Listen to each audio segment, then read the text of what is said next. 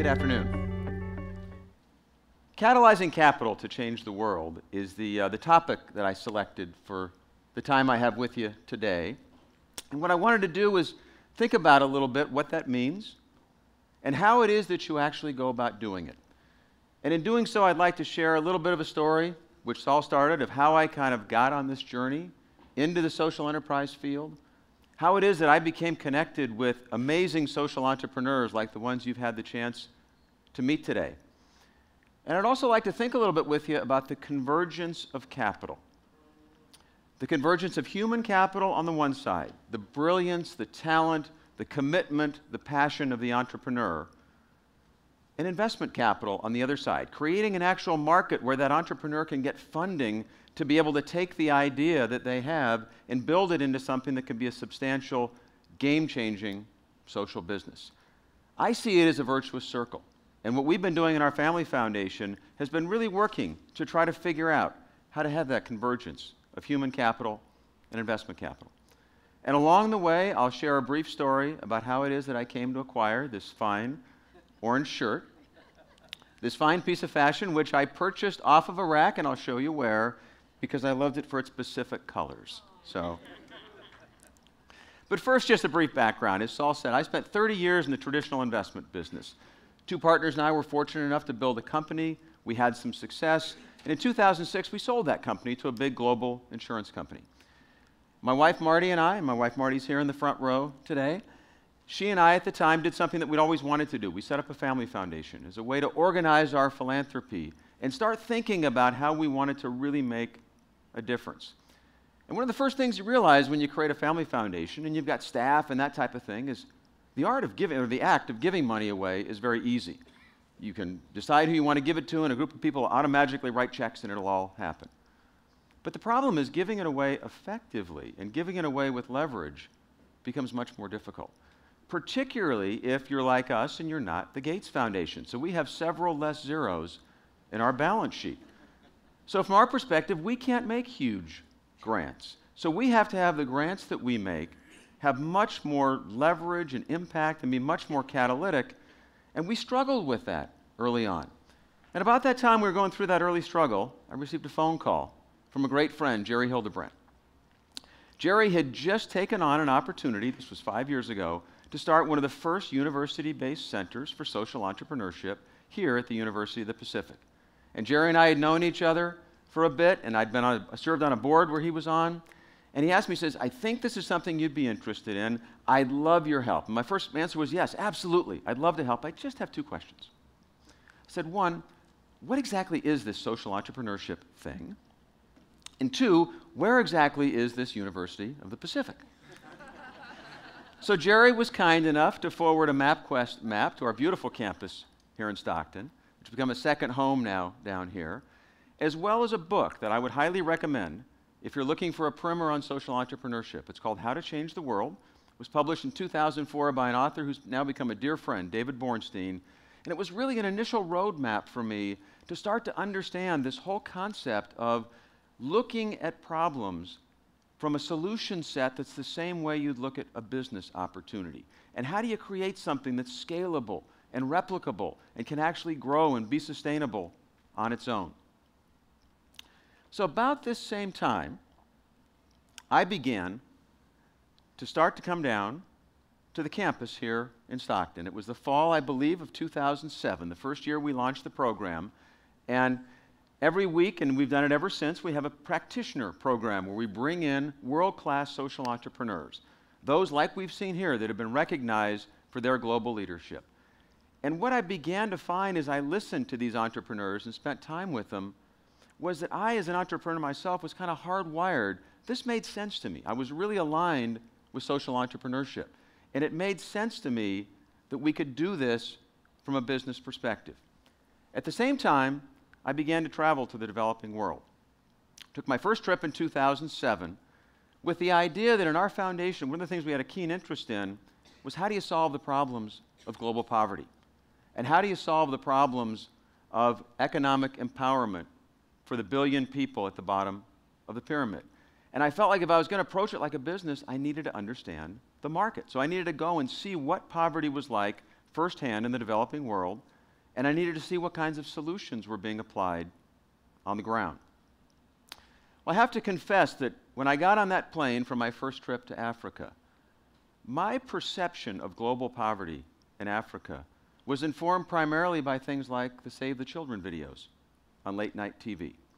Hopeless, forlorn people who, but for the grace of God and the charity that we'd provide, wouldn't be able to make a living for themselves. Well, what I found on the ground was extraordinarily different and extraordinarily powerful. I'll never forget one day in November of 2008. Jerry Hildebrand was on this trip as well. There was 10 of us. We were in a small village 5 hours east of the city of Kampala in the country of Uganda in East Africa. And we had gone there to visit a small village microfinance program that had been started by a local widows organization, women that had largely lost their husbands to the long-running and ongoing civil war in Uganda. And they'd created a microfinance program. We were among the first visitors they'd ever had from the U.S., and our foundation had funded a bit of what they were doing. And the women were there to show us their businesses, everything from raising chickens to a cafe that had been created. And we got to this one woman's business, and her business, as you can see, was selling used clothing. And it was clear as we got to her business that in addition to showing us her business, she had something really important that she wanted to say. And so the group leader came over and she translated from her local tribal language. And what she effectively said to us was this: we appreciate it when you, white people from the Western world, come to Uganda to save our children.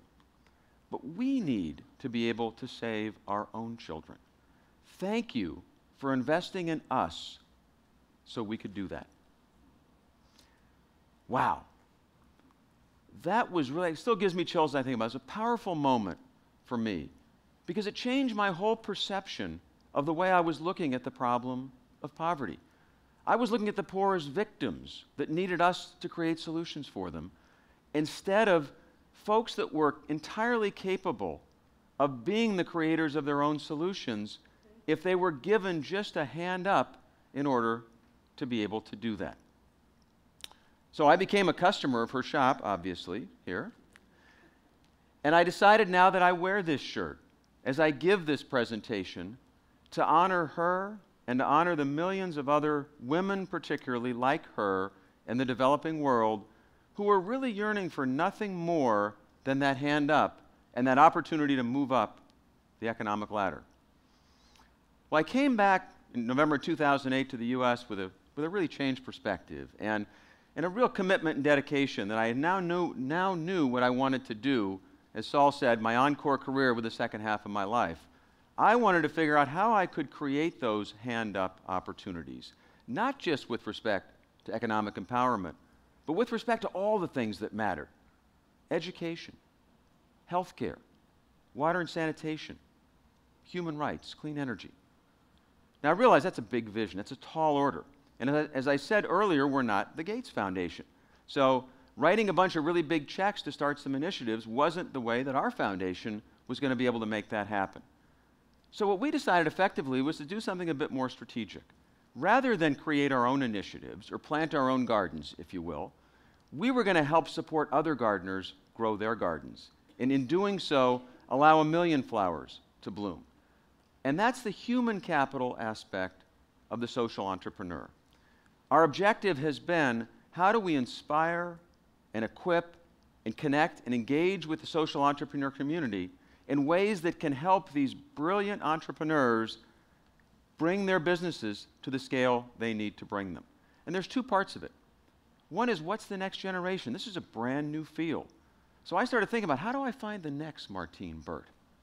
How do I find the next generation of leaders that are going to take this field forward? And I realized very quickly through my experience at Pacific that where I find them is places like this. Campuses across the country like Pacific, where our young students come in and they want to change the world. The Gen Y millennial generation is the most socially conscious in a long time. They want to change the world, and they're just simply looking to be equipped and empowered and engaged to do it. We do it here very effectively. We've got a world-class program at the University of the Pacific. Each year, for example, we send 15 students around the world on our ambassador program each summer. 2 of them, actually, went, one to Wycliffe Otieno and one to Rachel Zedek, both in Kenya this summer, to help their two great organizations. At the same time as we wanted to inspire the next generation, though, we looked at what can we do for the current social entrepreneurs. And one of the things that hit me as 30 years of an entrepreneur is running your own business is a lonely enterprise sometimes. Maybe you have partners. I was fortunate to have two partners to bounce things off of. But a lot of social entrepreneurs are running solo. And there's a real need for support, and there's a real need for best practices. And we saw that being met in certain circumstances, but so we decided to create a fellows program last year. We partnered with an international poverty conference held in Mexico. We're actually, many of us going down there on Sunday for the 2011 conference. And we had an international competition to pick 50 of the most promising social entrepreneurs in the world and invite them down as fellows, fully scholarship, to participate in the conference. 4 of them are here today: Martine Burt, Lanvi Nguyen, Wycliffe Otieno, and Rachel Zedek. And the idea behind that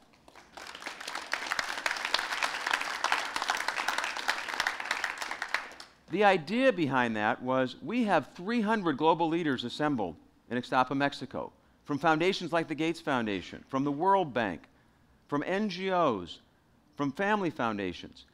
And we could create an opportunity for social entrepreneurs to engage with each other, to collaborate, to find board members, to find funders, to find partners, and just simply to share ideas about what was working or what wasn't working in ways to improve their organizations. Now, I wish I could tell you that brilliant human capital was enough, that if you have brilliant entrepreneurs who come up with great ideas, you're going to have problems automatically be solved. But again, I talked earlier about this virtuous circle. Just like in the Silicon Valley, what you need is brilliant entrepreneurs who can find a market for capital, for investors interested in investing in those ideas to help them build and grow their social businesses. And what we realized is there was an emerging field, and Saul mentioned it. It's called impact investing. Just like social entrepreneurship, it's a relatively new field. But the concept is you've got these entrepreneurs creating businesses that create a double bottom line opportunity. I can do well financially and earn a financial return, and I can have impact in an area that's important to me, be it social, environmental, or both. So we sought to figure out how we could be a player in that. And as many of you have taken the business boot camp here at Pacific know, I have a saying that I use then that seems to now precede me at Pacific: ready, fire, aim. And the idea is that I don't tend to like to spend tons of time developing strategic plans. So when I think about something that makes sense to do, I like to just try it. And then I learn from what doesn't work and iterate from that point forward. And so that's what we did as impact investors. In 2007, we went to our board, Jerry is on it, and we said, we'd like to take 20% of our portfolio, and we'd like to invest it for impact. We're not exactly sure what that is. We're not exactly sure what we're going to invest in. Here's the parameters. We might lose a little bit of money. But if we lose it, we're going to lose it brilliantly and valiantly, and we're going to learn something from what we've lost. Well, it turns out that 5 years later, almost now, we haven't lost money. We've actually earned competitive returns, and we like to think that we're making a difference in what we're doing. So that's the good news, but here's the bad news. In that 5-year period, very few people have yet followed us. This impact investing space, if you will, is still very small. So we sought to figure out how is it that we could evangelize this space, that we could share our experience, that we could let people know that whether they're a family foundation or just an individual, if they've got a passion for something, it's not just about giving money away. That's incredibly important, but there's other ways that you can support that passion. Well, I teamed up with 2 partners, the Calvert Foundation and the Rockefeller Foundation, big foundations in this area. And together with our family foundation, we decided to create a nonprofit financial services company, Impact Assets, as Saul mentioned. And our objective is to evangelize and build this field of impact investing, including building our own impact investing products. But the first thing we had to do was actually figure out if there was demand for it. So again, I'm ready, fire, aim. So I didn't do any real feasibility studies before we started investing. But at Impact Assets, we surveyed 4,000 wealthy investors. And we asked them, if you had the opportunity within your portfolio to take some piece of the money that's there, maybe 2%, maybe 5%, and you could do good and do well with that, Would you be interested? Well, 48% said they'd be interested or very interested. Then we asked two key questions. One, how many of you are doing it today? The answer is 0.1%. So there was a 47.9% gap between interest and activity. So then we asked the natural second question, if you're interested in it and you're not doing it, why aren't you doing it? And the answer for me came back quite interestingly. Overwhelmingly, those investors said, well, I work with a financial advisor. And everything that I do in my investment portfolio, the ideas, the counsel, comes from my advisor. So my advisors never had a conversation with me about the opportunity that this was possible. Well, the light bulb went off for me because for 30 years, the business that I was in was working with financial advisors. So I felt like I knew that market pretty well.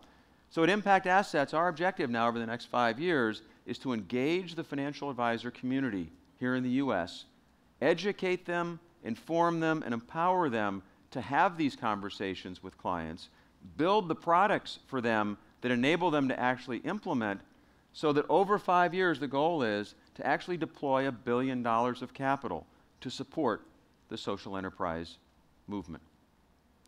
So as I said earlier, it's a virtuous circle. Human capital on the one side, investment capital on the other, bringing it all together to solve big problems. To close, I'd just like to leave you with one thought.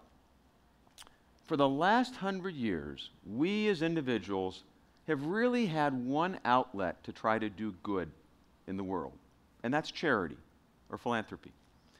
Now, as Ashley Coleman noted in her presentation, we do pretty well at that here in the US. We are the most charitable planet on Earth. $290 billion of collective charity in 2010. Now, good news is that's a lot of money.